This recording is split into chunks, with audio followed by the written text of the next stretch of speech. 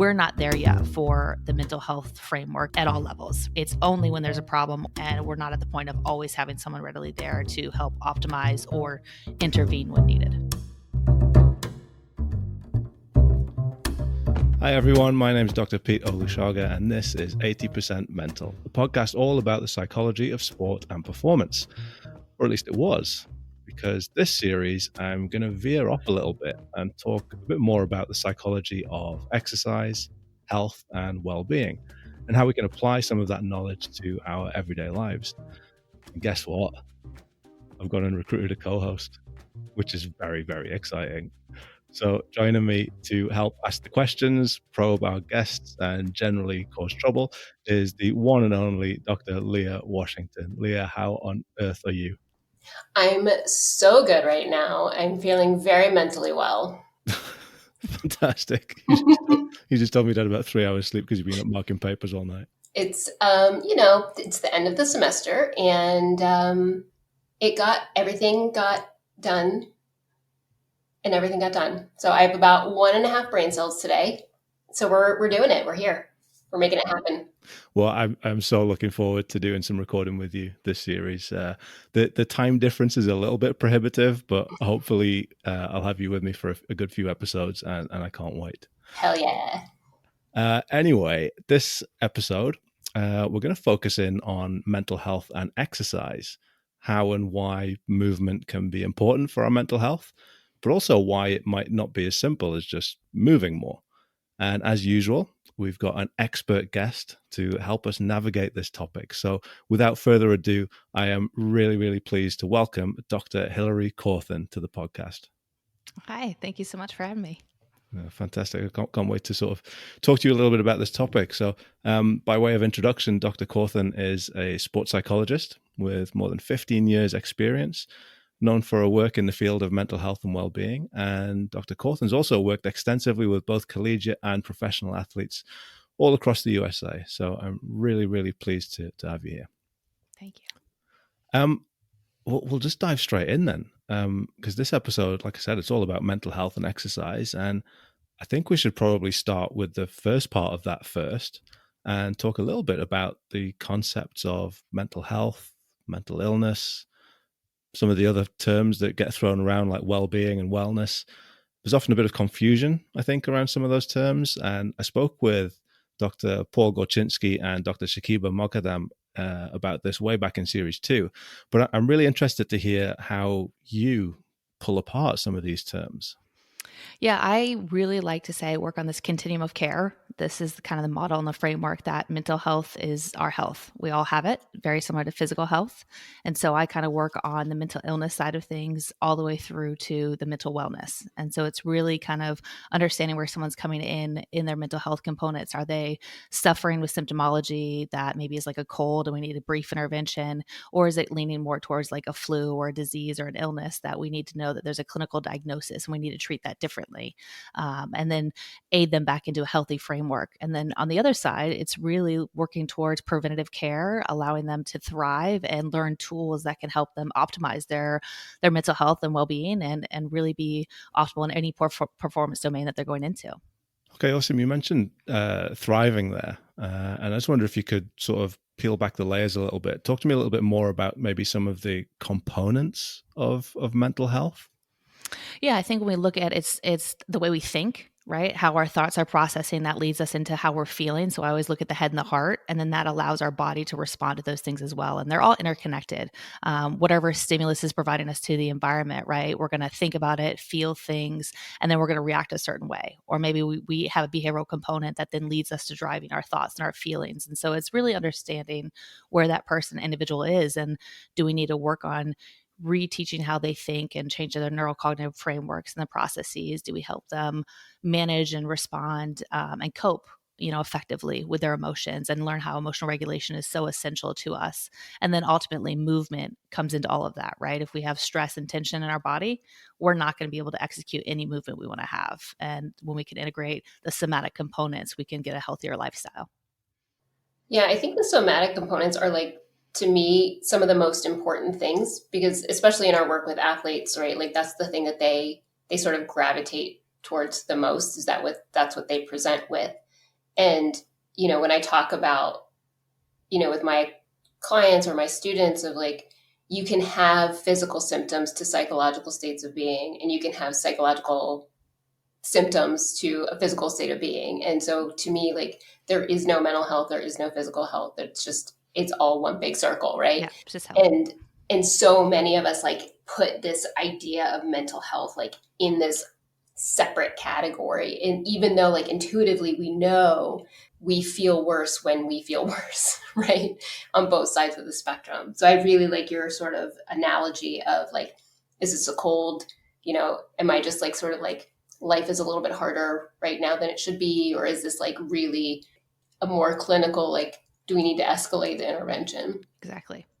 Yeah, and I think if we look at it that way, it really is understanding like what's the best approach treatment to that, right? And labels help people. It helps people understand and feel connected that they know something's going on with them. But for me, I think we get caught up sometimes in the semantics of things and we mislabel or we don't actually understand what's going on and we try to separate. And it's more importantly like what professional is there that can provide the best care for what's going on with that person in that time and place. Awesome. So if we're thinking of thriving in a mental health sense as things like being able to regulate emotions, things like having what you might consider normal fluctuations in mood, and obviously I use normal in inverted commas there, managing stress, but also some of the more physical components like getting good sleep, like being physically active. So there's a sort of range of different components, I guess, that make up what we might consider mental health. What about some of these other terms then? Because we live in the age of Instagram and we hear a lot about wellness and well-being, and what's your take on some of those terms? Yeah, I mean, it's all socially constructed and contrived, right? Of what this actually means, Mm. and it's very individualistic and in the nature of that person and where they're at. Because my level of thriving will change and fluctuate based on where I'm at, and I might have a thriving moment, but the ultimate essence of me maybe is still really sad. And so I think we have to really depict like what are core components that allow you to live what we say well or healthy, right? And put those in place, and then ultimately, if you continue those habits and those patterns, then we can see you thriving because you will define your own level of success and happiness and the performance that you want to obtain. And it is very individual on what that person needs and where they feel that they're meeting that level of happiness.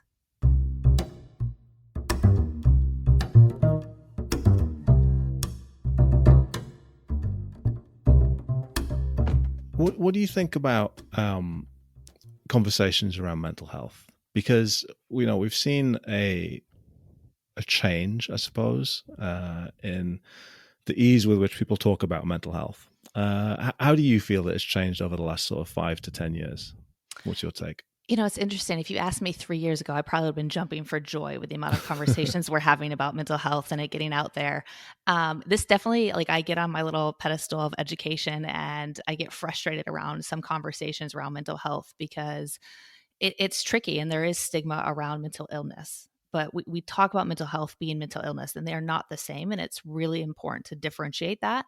And so when I see athletes at the elite level that are using their platform to educate and say, hey, I need to step down, I need to take a mental health day, I need to work on my mental health, I want to be like, well, you are working on your mental health every single day without even knowing it. What you need to work on is maybe the mental illness component. Maybe you really are suffering.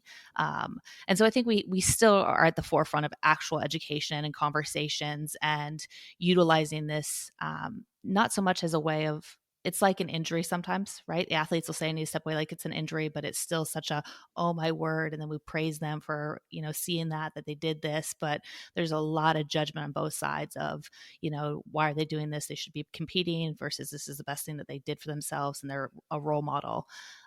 When I get to it though, I just say like, what are we actually doing for change? Do we have the preventative resources in place? Do we have people in place to actually help treat this where we don't need just one person to be a star to say, I can talk about it? Because we don't have enough resources culturally in many places. There's not enough resource and education to help people take care of their mental health.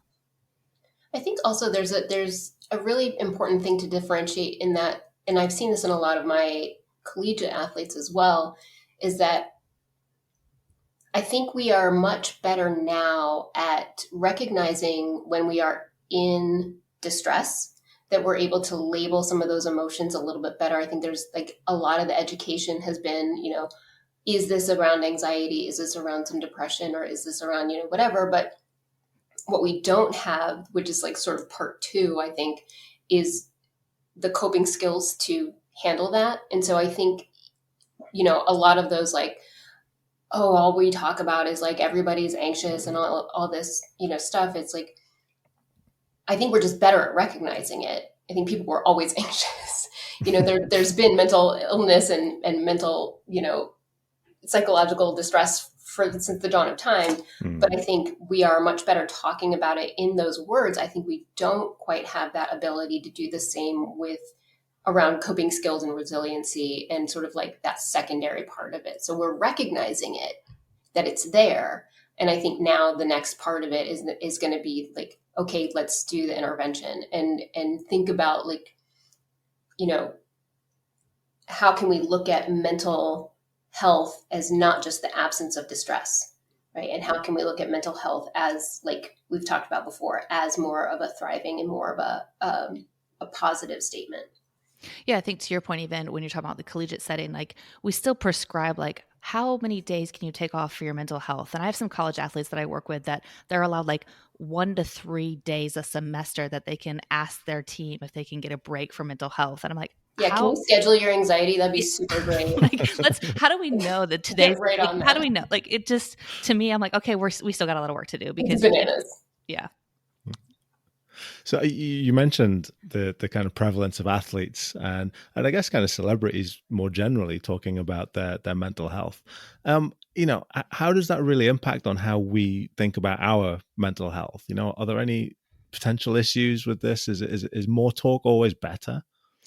Well, I think it actually can take away. It's like when we had the ADHD over diagnoses back in the early 90s. Everyone had ADHD. And then if we look at the trend, then everyone had bipolar, right? So now everyone's going to have a mental health issue. It's like, well, yeah, because we all have mental health, but we're not all going to have mental illnesses. Just like the term that like they have anxiety. I'm like, well, anxiety is a clinical disorder. You might just be nervous or have some worries and be apprehensive. And so there's a lot of like frustration I have around language when it comes down to it. But I do think if we continuously talk about mental health and that we should all have it, it's going to fall in the bucket of everyone should exercise 30 to 60 minutes a day. And we know people aren't doing that either. I think it's really easy to say that the kind of stigma around mental health has been reduced. Again, it's easy for us to say that, but I think we've got to take into account some cultural issues here as well. Yes, people like Simone Biles, Naomi Osaka, Adam Peaty in the UK. I don't know if you know Adam Peaty. They've all been kind of very vocal, and it does go a long way to reducing some of that stigma, but it kind of does ignore those cultural variations. So, for example, in some cultures, mental illness is still associated with a great deal of shame. In others, mental health issues might be viewed as a sign of personal weakness or failure. So help seeking is completely avoided almost. How do we deal with that? How do we address that when we're working with athletes or kind of the general public? Yeah, I think it's there everywhere, right? I think mental illness especially has such a stigma and a charged preference around it that something is wrong with you. Nobody wants to be different or identify that something is wrong with them. And so I think using the term mental health seems a little bit less severe than someone coming out and saying, I've been diagnosed with mental illness. Culturally, whether we're looking at racial or ethnic cultures, or even just the dynamics of the profession that the person's in, right? If we use sport or athletes as a general culture in itself, there is this bracketed morality, the male dominance preference of, having to be tough, having to be strong. And so anyone in that category, men or women, or how they identify, will still identify anything that's not making them their best. So if we look at mental health, it's still a weakness because there's something wrong with them. And to your point, if we break down the cultural frameworks, a lot of different cultural backgrounds don't have resources, don't have the education or conversation around seeking supports. There is different dynamics of, in a therapeutic setting, you're coming in as a psychologist myself to hold space for someone, to be there, to listen to them. In certain cultural dynamics, you are not one to share or want to communicate or talk about things. It's not a part of that because that would definitely show weakness. And so there's components within the psychologists themselves and how they identify in their cultural upbringing, the environment we work with, the individuals we work with. We have to actually step back and just see where we're all at before we do any work and just be able to educate and say, this is what the work looks like. Here's where the space is. Where are you at in this framework? Are you ready to actually like, let me help you? I think that's first and foremost. I think there's a lot in the sports world also of like, the whole like it's okay to not be okay kind of. I hate that line. So It's not okay to not be okay. Let's just be real. It's really like, not. it's like you should be okay. Like that's sort of like the baseline, right? But it's like, but there's still this like, if you're having mental health issues, like you should definitely go seek help. And it's always framed as like, you should do, I'm totally fine. I don't need it. But like, you can talk to me. I can be your shoulder to lean on. I can do all these things and you should get help. But like it's really rare that someone says like, if this happened to me, this is what I would do, right? If I was experiencing these symptoms, this is who I would go to for help. It's always like framed externally and like, that it's sort of like this weird, like pseudo acceptance of like, yeah, totally mental health, super duper important. I'm totally fine. Finger guns. I think even as we're discussing this and I'm thinking about it, it's like we still are speaking of it as a problem-based approach, right? We're not using any of the preventative stuff that is like, when I look at the evolution of sports science and athletic training, physical therapy, and we utilize now a lot of stretching and preventative care, and we bring them out, before they go get their body physically moving, you don't just go see the athletic trainer when you roll your ankle. You go there to do stretching and dynamic warm-ups and utilize your body to get ready. We're not there yet for the mental health framework at all levels, right? It's only when there's a problem or there's maybe a concern and we're not at the point of always having someone readily there to help optimize or intervene when needed. I mean, every team that I've ever worked on has done preseason screenings, right? From a physical standpoint, as an athletic trainer, like we look at, is anybody like hypermobile? Does anybody have like a history of ankle sprains? Like, and when I think about the relationship between stress and injury, right? That like stress management is injury prevention. Like it makes so much sense, right? And you're absolutely right. Like we do not approach it in the same way at all. Yeah, I mean, I just want to sort of go back to this idea of cultural competence as well in practitioners. I think in the UK anyway, there's a lot of racism in mental health services. I'm pretty sure there probably is in the States as well. In the UK, Black people are 4 more times likely to be sectioned than white people. They're 3 times more likely to be the subject of restrictive interventions, like being restrained or being held in isolation while in hospital. So there's a real traditional distrust almost of the medical profession and mental health service providers as well. So it's very much up to mental health service providers and professionals to be culturally competent. How can we do that? How can we continue to create a culture, create an environment where speaking about mental health, maybe among some of these populations, is met with acceptance and compassion, to maybe break down some of that historical distrust? I mean, I hope that students. I mean, that's a big question. Yeah, I mean, I'm like, I hope that our providers are culturally empathetic and aware. I mean, that's hopefully our job as psychologists are supposed to be non-biased, and I'm like, yeah, that's not real because we're humans and we have biases and we have to work through them. I think as I progress in the field, I was pretty naive when I first entered, right? I was like, I can connect people. I'm empathetic. I got this feel factor. Like I'm good. But the reality is like, I had to do my own work at multiple different stages because I evolved in different phases of myself as a human, right? Learning how to retire as an athlete, then be a professional, then be a mother times 4 is a lot that goes into that space of who I am. And as the world changes, right? And so, I go to my own therapy often for different reasons and I learn from different therapeutic dynamics and I'm constantly learning and checking in. And I know my dynamic as an identified white female who's heteronormative in nature. Like I know what I bring into that space, but I know the strength that I have of what I bring into that space as well for those that I work with. And I think that's really important too, of what my own cultural upbringing and awareness can bring into that space to then be able to open and let someone else come in and share their story and name it. And I think our job where I feel is like I'll just not just be the blank slate, right? Like I take a little bit more of a directive approach, person-centered in nature, but we'll call out stuff in the room and my clients will educate me if I get it wrong. And, I'm a non-competitive psychologist, what I'll say, and actually say like, what fit are you looking for? And I will refer you to the fit that you need, because it's really important in my view that the person gets the help they need. And I might not be the best fit for multiple reasons. And so there has got to be someone who is. And that's where, as a field, I think we need to be better of doing our own work, asking the right questions and connecting with other professionals that have better expertise than you. So you have that referral basis to have the best fit for people.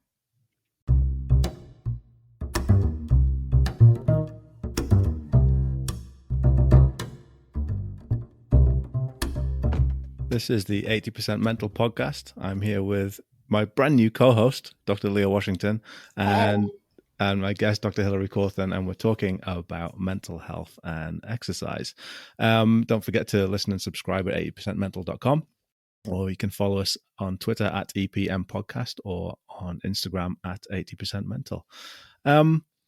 Hillary, it's kind of old news, really, that exercise is beneficial for mental health. Right. But let's kind of dive in and explore this a little bit. Yeah. First of all, how does just moving our bodies actually benefit our mental health? I mean, in the nerdy sense, it just activates a lot of neurotransmitters and good positive feelings. I'm going to quote Legally Blonde here, right? If you ever watched that, where she says, happy people just don't kill people. There are endorphins. I literally wrote that quote in my notes, by the way. I'm telling you, like, it's true though. It's like the funniest effect. I've never seen this film, by the way. Well, you absolutely need to. There's like 3 of them now, I think. Shit. But on a side note, in real life, your brain's going to produce chemicals, neurotransmitters, endorphins, dopamine, serotonin, that are all like our happy chemicals that give us energy and fuel that help balance our brain out and help us feel good. I think where we don't educate further enough is the amount of exercise, the amount of neurotransmitter release in your body that you need to have for your brain, for your body, and the crash that can happen also with exercise and movement and fatigue when we're not handling other parts of the mental health side of things. So exercise is one form of a solution that can give a good, happy boost, but it's not sustainable to make you feel happy all the time. Yeah. I mean, I was going to say it can't just be that simple, kind of, as move more, feel better. Yeah, it's like drinking a cup of coffee. You feel great for a little bit, so you get a tolerance, and then that one cup of coffee doesn't do enough for you.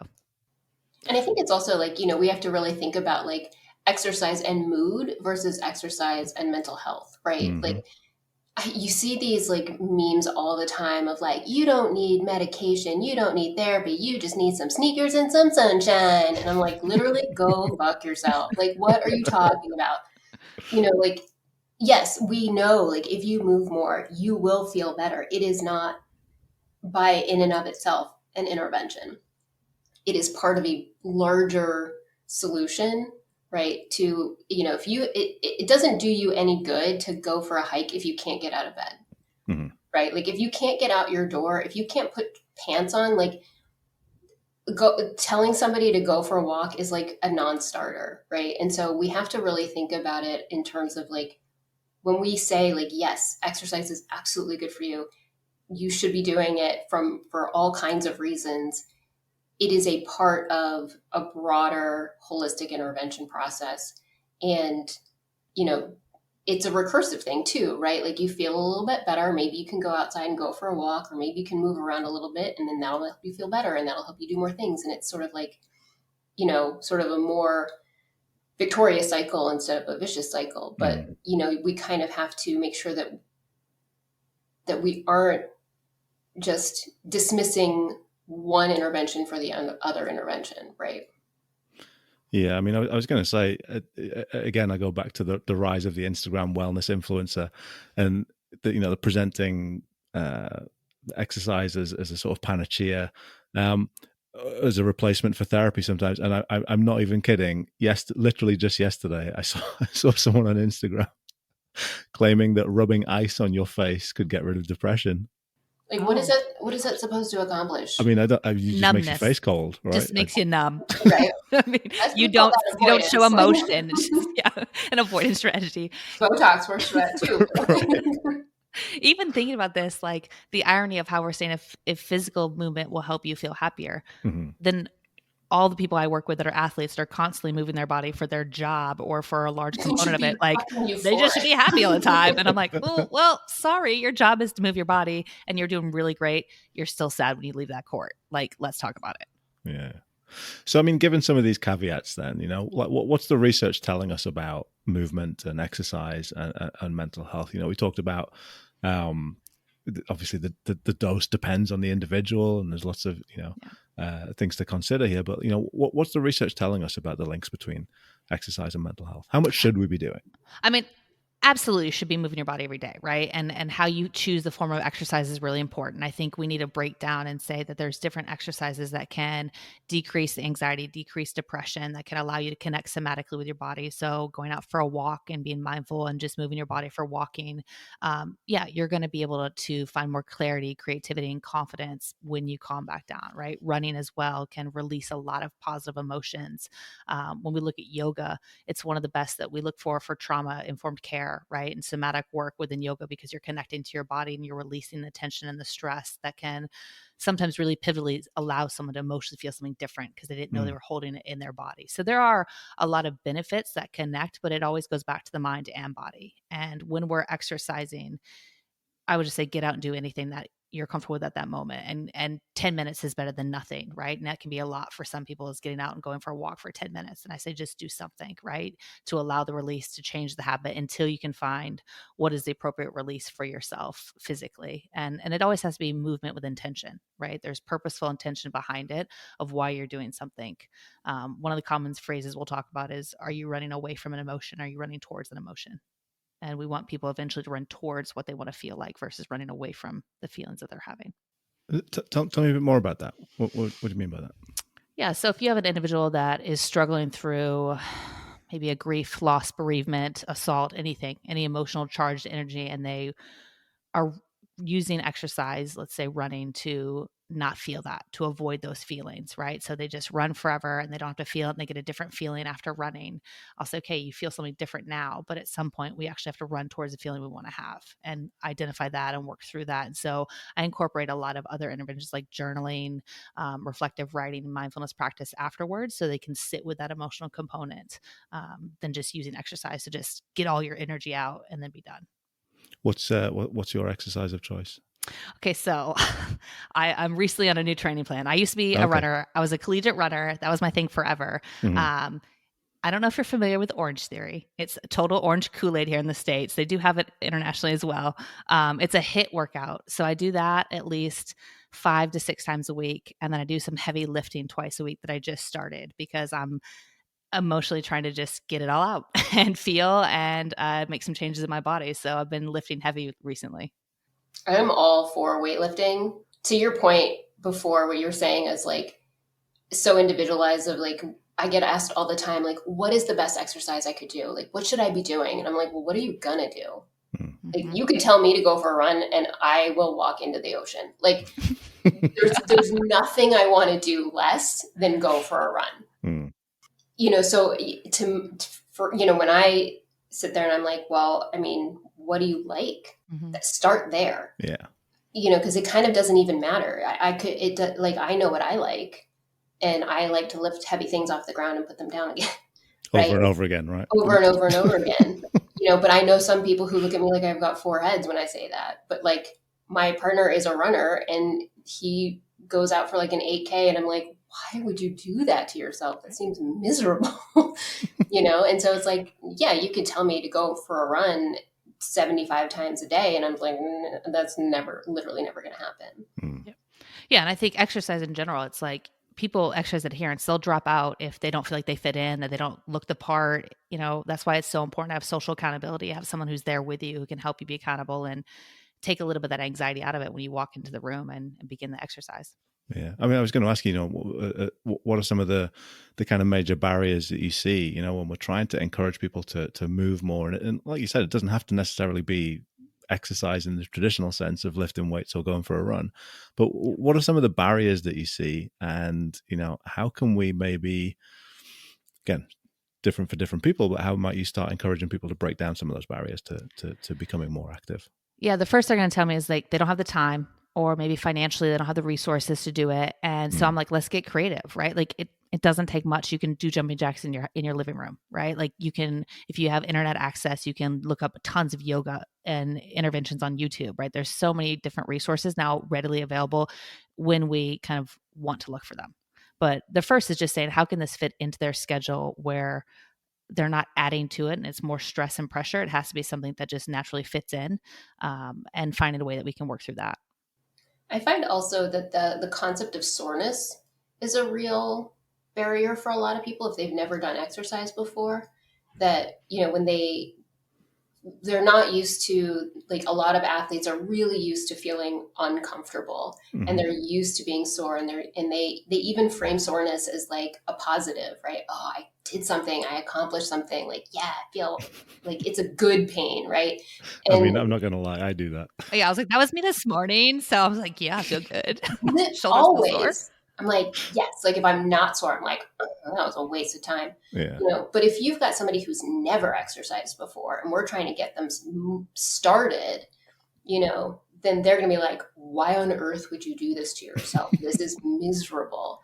And a lot of my exercise science students, like most of them are athletes, and it's really hard for them to wrap their brain around that how they conceptualize exercise is very different from the general population. And that we can't just be like, yeah, let's go out and crush it, and we're going to, like, whatever. And, they're not going to come back, that we have to make it one exercise, like there's to educate that there's going to be some level of discomfort, and that soreness is a normal part of that. And sort of like, what is that? Your legs are burning, you're not dying. Like, this is actually part of it. Like, and it'll get, better. It'll get easier the more you acclimate to it. But also that, like, we don't need to just kill somebody on their very first, like, outing, like that, we want them to, like, continue and think of it as a good and positive experience.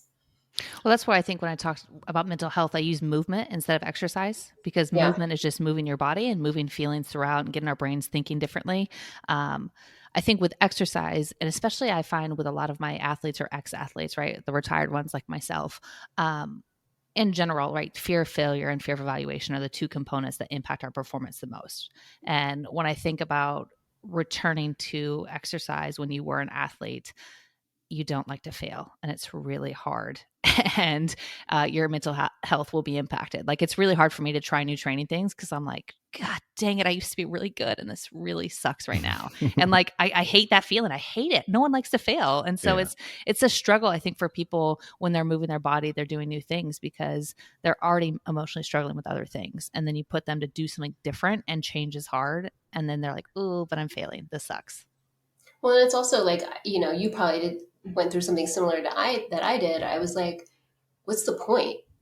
Like, if I don't have a competition to prepare for, and I don't have a move to, like, I don't need to be strong enough to do like X, Y, or Z, move, then, like, why would I do it? Like, what's the reason to do fitness? Like, if it's not in service of performance. Well, that's why I constantly compete. That was like my number one advice from Dr. Robin Veely when I was a master's student, where she was like, you have to constantly compete if you're going to be working with high performers. And I was like, okay. And she's right. Like, I will always find some new challenge to compete and something to train for, because it helps me just relate better to the humans I work with.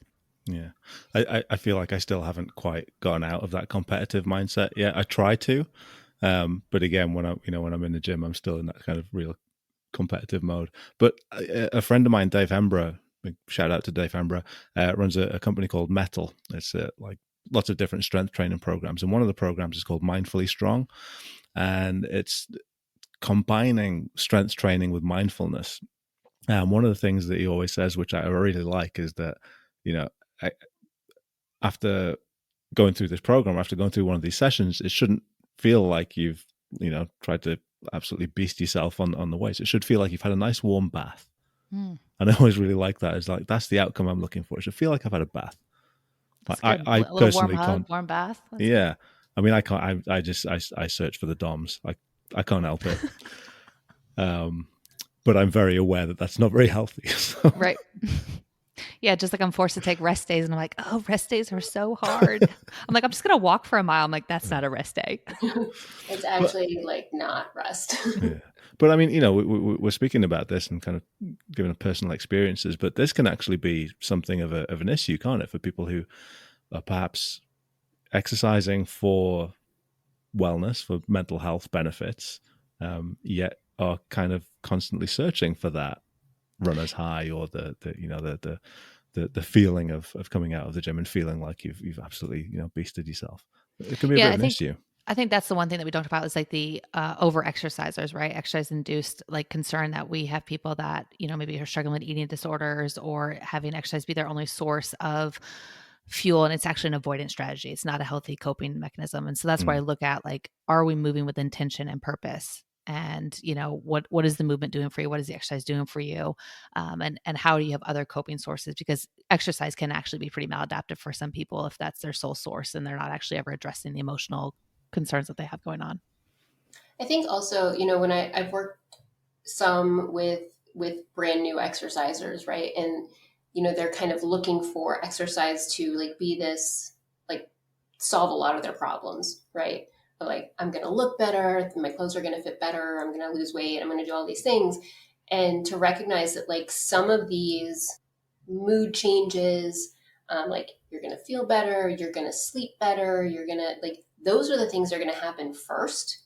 And those are the things that you're going to have to like hold on to, because you are going to feel awkward at first. You are like the changes in body composition are not going to happen immediately, if at all. That if we focus on some of those like more internal shifts of things like, mood and energy and functioning and sleep and all of those things, that's what's going to keep you going in those beginning stages. Yeah, because there's that drop off, isn't there, when I suddenly don't look like, I haven't achieved my beach body in 2 weeks. Oh, well, screw it. I might as well give up and go and have that cake and eat some pizza and drink loads of beer. Right. So what kind of things should people be looking out for then? Some of those sort of patterns of thinking maybe that are perhaps less healthy when they're kind of engaging in exercise? Like what kind of things might you look out for? Or Yeah, I think we all have a not enough button, I like to call, right? And so when you're having the self-doubt, the feelings of not feeling enough, overly critical self-talk in your mind, right? You need to figure out, what's going on. What is the real concern, right? When we look at, well, I'm doing this, I should be happy. Well, you're just asking the wrong question, right? You need to ask a different question to get to the root of what you're feeling and what really is needed. I think that's the hard part is when people start to work out more and start to practice some of this mindfulness stuff, they get more self-aware, but they're still stuck and concerned with, well, why am I not happy? What's going on? And it's really addressing the true root of what's going on, right? The loneliness, the fear that they might have of not being enough, and figuring out what they need to support that.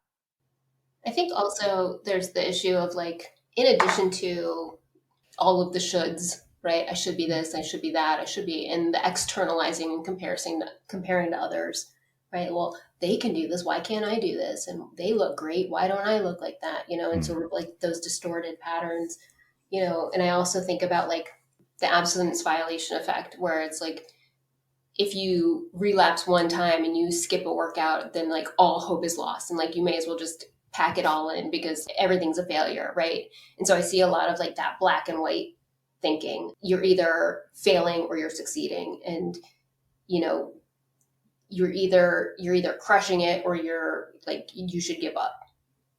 Yeah. I think to your point, like, when people are changing their social outings and their work patterns and like totally hyper focus on when do I get this workout in? When do I get this movement in? I have to do this. And they're not doing other things because they need to get that fixed for the workout, then we know that that's also kind of like the addiction mindset. It's not healthy. And I know I used to fall into that trap. Partly the collegiate environment as a runner that I was in and what was prescribed to me that I thought was healthy is I constantly had to work out. I had to have double days. I had to do these things. And when I retired out of that, I didn't know how to not do that. I didn't know how to be healthy and live. And I had you have to do this, you should do this, you're failing, the shame, the judgment that came within that culture that I was in for so long in sport. I was putting back on myself because that's all I knew. So I had no idea how to work out in an effective, healthy way. And that's where it goes back to seek out resources, get help, get education around what is a good exercise plan for myself? What would be meeting the goals that I need to have? right? The irony is like now the exercise is what's causing you distress. Yeah, right. I feel seen. But, I think you're right. And part of it is just kind of being compassionate to ourselves when we get into that mindset and realizing that, I've been doing this a long time. I've played sport and I work out, I go to the gym, I exercise a lot. And I fall prey to that mindset sometimes as well. I have to be doing this, or I should be doing this, or if I don't do it, and it's just, okay, can we notice when we're doing that and just be a little bit compassionate? Yep. Yeah, someone broke it down to me when we were discussing this around like eating and food, right? And I think, the idea of what's a cheat day and what are cheat meals, and kind of even giving that the language and saying, all right, if you're only eating 3 meals a day, right? So you eat 21 meals at minimum a week, and you have 2 or 3 bad meals, like you're going to be okay in the long run. Like you had 18 really good meals. You just had 3 that weren't so great. And to me, like, this is kind of like girl math. Like I was mind blown, like, holy bananas. Like, all right, like I can have 3 bad meals because I had like 18 really good ones. Like it made me feel a lot better. So, in the grand scheme of things, we can eat the pizza when we want to eat the pizza. And it's also like, when and I am 100%, guilty of this as well, is like when I talk about it, it's like, it's cheating to eat food. Like, what does that even mean? Like, It's bad to eat food. Like, how we even conceptualize, it's like, okay, if you skip a workout day, is it the end of the world? No, actually. Like, it might feel like it in the moment, and you might feel like, oh, I'm getting away with something, or like, I'm cheating at whatever. It's like, or you're just doing something else. Well, and this goes back to healthy, right? Like what is healthy? What is wellness? What is illness? Like we fall in these little traps, and it always goes back to like how we prescribed healthy and what we describe as enough. And it's a fine line. Yeah. And it's kind of right back where we started with this idea of holistic mental health and holistic well-being. The kind of exercise part and movement part and being physically healthy is a part of it, but there's so much more to it as well. Right. Yeah. We need to teach people how to feel. That's my primary. Like people do not know how to feel their emotions, and universally we have 6 primary emotions. Like we just need to teach people how to feel and understand that. And then my nerdy fact is like we actually only feel an emotion for 90 seconds. And so we're always sad for more than 90 seconds or mad for more than 90 seconds. It's like, yeah, because you just keep thinking about it. I'm like, but if you get off the exit map, you're going to think somewhere different. You'll be okay. Oh my gosh, the amount of time that I spend handing out feelings wheels to like all of my clients. I'm like, what feeling is that? They're like, feelings? Yeah. No, thank you. So just for people listening then, Hillary, give me those 6 primary emotions. Okay, so sad, anger, joy, disgust, fear, and surprise. Or you can just watch the movie Inside Out. It has all of them right there for you. Yeah, the guy who like actually came up with that theory was a consultant on that movie. Yeah. I mean, I love that film. There's a second one coming out, and anxiety shows up, so watch out, guys. Oh wow! No, I unashamedly love that film. Apart from the bit where Bing Bong sacrifices himself, and, listen, that almost killed me. Honestly. Well, he's the surprise category because technically in filmmaking, and this is a side note, but you can only emotionally connect to five primary characters, and so they did 5 of the primary emotions, and surprise was the one that was left off. But I say Bilbo was the surprise. Yeah, that just. I don't That's think like never-ending story levels of like. Do you know? I knew you were going to go there. I knew you were going to go with never-ending story because I'm still traumatized by that film. I can't watch that one. No, thank you. There's certain movies that you just can't go back to from childhood. If you've never seen Never-ending Story, just don't. Don't.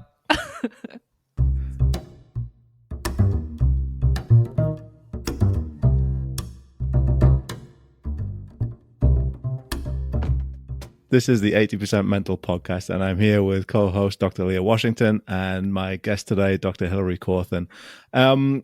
Hillary, so we've got a bit of a new segment on the podcast, and I still haven't got a name for it. But basically, I want people to kind of get to know our guests a little bit more. So I've got 4. I was going to say I've got 4 envelopes. I haven't. It's all on my computer screen here.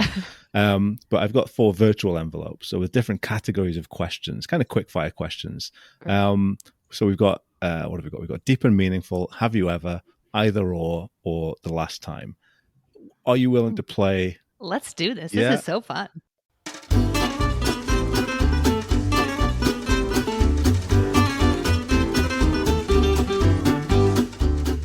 Oh, fantastic. Okay, so I want you to choose a number between 1 and 4, and I will choose my digital envelope. And Leah, you can kind of join in this as well, by the way. Ooh. Right, So let's go with between 1 and 4. 3. 3. Okay, what have we got? We've got we've got deep and meaningful.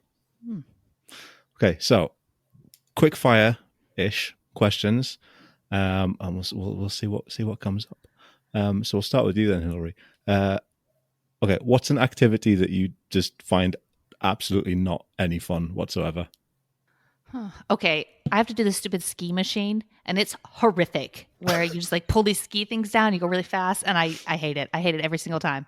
Yeah, It's not and it enjoyable looks for me. really silly as well. Yeah, and the form, it's awkward, and you're supposed to go hard and fast. Like all of it is awful. That one. Leah, what about you? Something that you just do not find any fun? Laundry. Can't it haunts me. I see the laundry like in my room. There's so much laundry. Like obviously this has been like exam week, so that's gone like straight out the window. And it's just like, hey, and I'm like looking at my dogs like, why haven't you done all of this yet for me? Thank you. Or like I'll do the laundry and it'll be in the basket for like the next 2 weeks. Like I can't, like there's too many steps. And I just think like who could I pay to just like come into my house? Yeah. Well, I mean, Hillary, you can probably identify with this, but since having a child, my life is basically laundry. Well, I have a fun cheat code for that. I have an au pair, and she's amazing. So she folds all the kid clothes, See? which This I is mean, what I need. with 4 tiny humans and they fold the clothes and the socks, I just got to worry about mine. It's like a game changer. Well, this is the thing. Like I only do my laundry. I don't even do my partner's laundry. He needs clothes. He can do it because I can't add more laundry to my life. Yeah. So maybe I can get an au pair for my dogs and they'll do my laundry. Totally. Hillary, what would be your superpower? Shape-shifting. Oh, interesting. What would you shape-shift into? Well, that's the thing. You get to shape-shift into anything. So I could be everywhere. Yeah, okay. I can see that. Go on then, Leah. I've got to ask you these questions as well. I feel like I should. Teleportation. Oh, God, yeah. I'm late to everything. So, like, if I could just, like, show up, that would make my life so much easier. That's a good one. But see, like, I could be the plant behind you and just be sitting there. You wouldn't even know. Devious. I like it. What is your favorite dessert? I mean, these aren't really deep and meaningful, are they? Yeah, I was like, what are we going with? Yeah. Favorite dessert? Gosh. Tiramisu, hands down. Not even a question. Yeah, okay. You can't go wrong with a really good chocolate chip cookie. Yeah. Solid choice. Okay. If we were in the middle of a zombie apocalypse, who are the 3 people who you'd want to have alongside you? Oh, as in on your side, not zombies, you know. Well, I could have a zombie, right? That would be great. You know, like in Walking Dead, she had 2 zombies with the chains. That's true, actually. Yeah, I would probably have like 1 zombie as my sidekick. Okay. You know, my dad, he is, well, I believe he was a spy. I don't really know. So I would have him because he knows things he can't tell me. So my father, he's still agile in a movement. Yeah. And honestly, I think my 7-year-old, she's sneaky and she just can shift into places without even knowing it. And I need a little one to get around. They're resourceful, aren't they? Mm-hmm. She's my free range chicklet. So, you know, a zombie, my dad, and my 7-year-old. Leah, who's your zombie dream team? My zombie dream team. One, actually, I would choose my partner because he's very handy and he can like build shit and like start fires and like I have no skills. Useful. So he would be useful. 2, I would go. My Uncle John is also very similar to that in that like I think Hillary, like your dad, like I'm pretty sure he was a spy, but also has like hiked the Appalachian Trail. So like solid skill set. And then 3rd, I would go with the President of the United States because that person will always be protected. And I feel like if that person was in my group, then, you know, by default, I would have like a leg up. Okay. I feel like you've thought about this. What's your biggest pet peeve when it comes to social media? Oh, I was just going to go with my general pet peeve. Because we can do that. That's fine. Loud chewing really irks me. Like just any loud chewing is really bad. Do you notice how chewing in humans is gross, but if you get a video of like an animal chewing, it's cute? Oh, I don't know. Yeah, maybe like a little like squirrel. Yeah. Yeah. See, even when you just did that noise there, I didn't you didn't like that. it? No, I'm the same. Oh, I saw. I There's had a video of like a raccoon eating a carrot, and I was like, "This is adorable." And if this was a human being, I'd want to punch him in the face. You yeah. I mean, know, unless I'm on fire, there's no reason for you to open your mouth while you've got food in it. facts. Yeah, my kids all the time. I'm like, close your mouth. Yeah. Or they hate me. Social media pet peeve. I go snitch tagging. Oh yeah, okay. What's that? So that's like if somebody's like, "Oh, I think that like so and so is causing a scene," and then like somebody in your like replies is like, "Hey, at so and so, did you see this?" Like when they like at the person that you like deliberately didn't at in your you're like, "I could have I could have like alerted them if I had wanted to, but I clearly didn't, and you didn't need to go doing that." Thanks. And I love that this is now called snitch tagging. I just learned something that's amazing. Snitches get stitches. I should probably edit that out. I shouldn't really say stuff like that. Cool. No, but it's true though. Okay, let's do a couple more. What's the weirdest nickname anyone has given you? My childhood nickname was called Duck for years because they would say she's so ducky, and I was just called Duck for. I don't know what that means. I think they meant like I was so cute. I'm not really sure, but literally everyone called me Duck until maybe my mom still does. So Yeah. Awful. I always wanted a cool nickname. Yeah, me too. I never had a nickname. Yeah, I came up with my own, like Hilso, like, when AOL was cool, I was Hilso Green because my maiden name was Green. So I was Hilso Green. Like, I thought it was really cool. I had my vanity plates as Hills and Hilso. I was trying real hard for a nickname to not be Duck, clearly. All right, let's do one more then. 3 items on your bucket list. Ooh. 3 seems like quite a lot. 3, yeah. What do I want to do? I would love to go to Italy.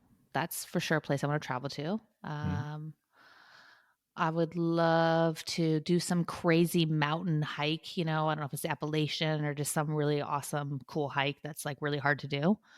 And maybe take a full week off doing absolutely nothing.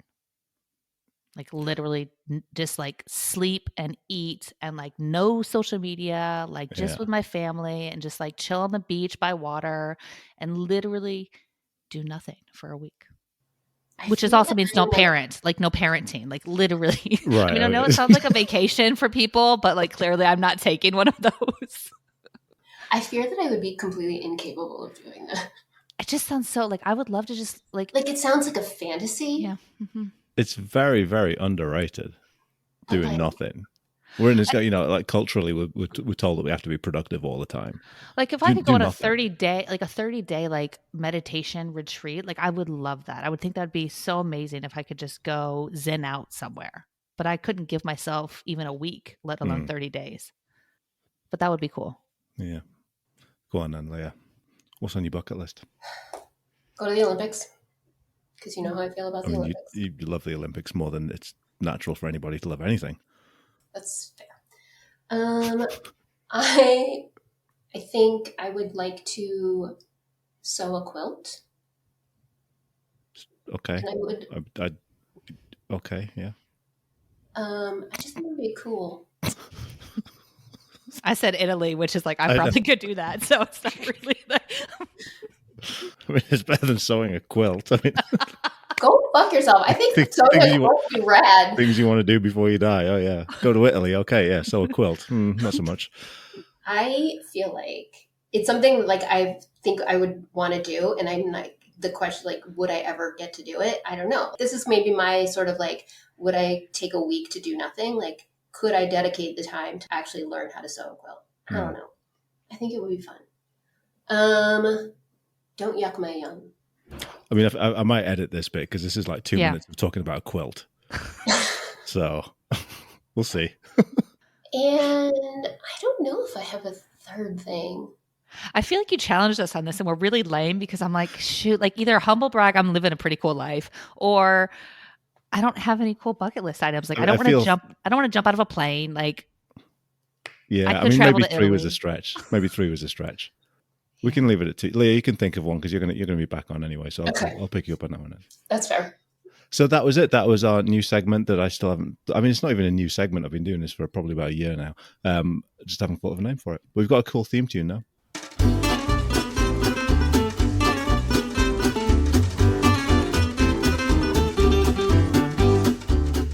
This is the 80% Mental podcast, and I'm here with Dr. Leah Washington and my guest today, Dr. Hillary Cauthen. And we've been talking about mental health and exercise, some of the barriers to exercise, some of the things to look out for, and what we really mean when we talk about mental health. Before we finish, there's just kind of one other thing that I wanted to talk about, really. And I think probably sort of propelled a little bit by the pandemic and lockdown. One of the things that really sort of grew traction was this idea of green exercise, of getting outside, whether it be cycling or running or jogging or even just going for a walk. The idea of getting out in there in nature was shown to have some quite significant benefits. So I wonder if you could talk to me a little bit about that, about green exercise, about getting outdoors. Yeah, I think that was one of my favorite, if there was a favorite memory during the time of COVID, is actually seeing how many people were outside, like walking and taking appropriate space when needed. But there were so many individuals that were just moving and walking, and they generally seemed happier. They were like, "Hey, how are you? Like, I'm going to keep my distance," but like smiling, and in the essence, like they really could make the time to get outside. Like, we know sunshine gives you a natural benefit of release, of connection. There is scientific studies when you walk in nature, there's this concept of like the dying trees emote this like chemical balance that helps us as humans feel better. So it's kind of this full cycle life of like walking through, if you have a forest or in the nature of that component, you generally will naturally feel better and release anxiety through that in that quiet moment. So I think, having the fact that people could get out, cycle, walk, be mindful and intentional in that movement and connecting with other people. That's the other part that I think really helped, is not only could they do this and afford this, but then they were connecting with the one person or the people that they were with, and allowed them to kind of be more engaged in that moment. Yeah, so there's benefits not just necessarily of being outdoors, but the engagement and the social element of it as well. Again, I think there's a little bit of privilege associated with this, because we don't all have access to green spaces. We don't all have the ability to kind of get outdoors. But if you do happen to be an urban planner listening to the podcast, make sure you create green spaces. I think a lot about like the built environment, right, in our communities, and like sidewalks are a thing that is a hill that I will absolutely die on. Like the fact that we, at least in places where I have lived in the United States, like there is not enough attention paid to having walkable areas. And so like I used to live like super close to a grocery store, and I could have walked to it had there been a sidewalk, but it was just like impossible. So I had to get in my goddamn car and go like a mile and a half to the store, or just making things more accessible and more walkable and more, if we want to talk about how are we going to engage people in movement and activity, and, at least in the United States, and, I think a lot of communities in the UK and Europe are much more attuned to this and much better at this, or we'll have sidewalks all the way up until like the last 500 yards to the shopping center. It's like, okay, well, I could walk most of the way, but that's like not going to get me to where I want to go, And so, not even just having like trails and parks and things like that, but, just going about our everyday lives. If we want to increase the overall activity of our population, we design our environment for cars. We do not design our environment for people, and it's something that I really struggle with also, because like I am, nature and I don't really get along very well. We have a lot of disagreements. And, we have like a reluctance agreement of like, if I'm going to sit in my yard, like we're going to not bother each other. Right. But, I would love to live in places where I could walk around, and usually that's a more urban place, right? In which case now I've got smog and, other kinds of like environmental factors that I wouldn't have, if I lived a little bit further out. Mm-hmm. Yeah, I think the design of cities is I think of places like Copenhagen, where it's just set up for cycling. And I mean, I almost got hit by a bike about 5 times when I was there because I was just not used to bikes being everywhere.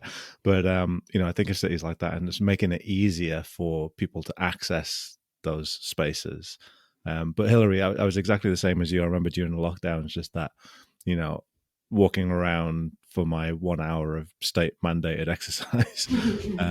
And yeah, there was a sort of social connection and seeing people, and I'm really lucky because there's the woods sort of 200 yards from where I live, so we just go out and walk around the woods, and just being in that space, being in nature is I think really important for certainly my mental health, and I think a lot of people's as well.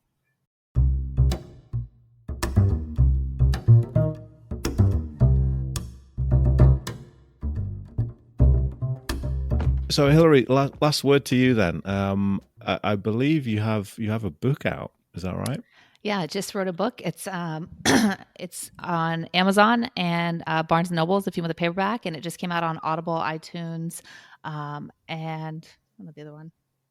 It's an Audible book. It's out there. It's out there. Yeah, tell me a little bit about your book then. Yeah, it's called Hello Trauma, Our Invisible Teammate, and it's a really 2-part journey. The first part is really the healing arc of trauma and what trauma is, and really helps you bring into the emotional component of what a victim who's gone through trauma. And I re-identify and define what trauma is, whether it's stubbing your toe or being an assault victim, witnessing a car accident. Like, I break down that trauma is a continuum, but physiologically it impacts us the same way. And so then I go through each chapter. You'll get an emotional connection of the victim through this journal entry, so you understand what it feels like, what the mind and of someone who's gone through something, and then I'll psychologically explain that process of healing through trauma. And then the second part uses sport as kind of this microcosm of society and how sport can reinforce trauma to occur, and what that looks like, and how we need to create better systems and cultures to reduce that harm and reduce that trauma and create a culture of care to really build champions. Well, awesome. It sounds really fascinating. And what I'll do is I'll put a link to that in the episode description. So if people are interested and want to find out a little bit more, then yeah, check out the episode description. Hillary, where can people reach you if they wanted to get hold of you, like on social media or? Yeah, Instagram, Dr. C Mindset. On X, it's Tops Tip, or you can go hillarycauthen.com and you can find out a lot more about me. Fantastic. Again, I'll stick that in the episode description so people can go and look and reach out if they want to. I just want to say it's been absolutely amazing talking to you. We've certainly covered a lot of ground, but I just want to say thank you so much for taking the time to join us on the 80% Mental podcast. Thank you guys so much. Leah, thank you as well. Thank you, bestie. Co-host extraordinaire. I'm so excited to do more of these with you, and I hope that you're kind of available. Again, given the time difference. So that's it. This was the 80% Mental podcast with me, Dr. Pete Olusoga, and Dr. Leah Washington, and our wonderful guest, Dr. Hillary Cauthen. Don't forget to subscribe at 80percentmental.com, or you can find us on Instagram at 80% Mental, or on Twitter at EPM Podcast. And you can find us on all good podcast type places, the places that you get podcasts from. That's it. We're done. I will see you next time. Bye. Well, we won't see you though, will we? Because it's a podcast. It's a podcast. I mean, I've been doing that joke for like 4 seasons now. It never gets old. It's so good every time. It's still not funny.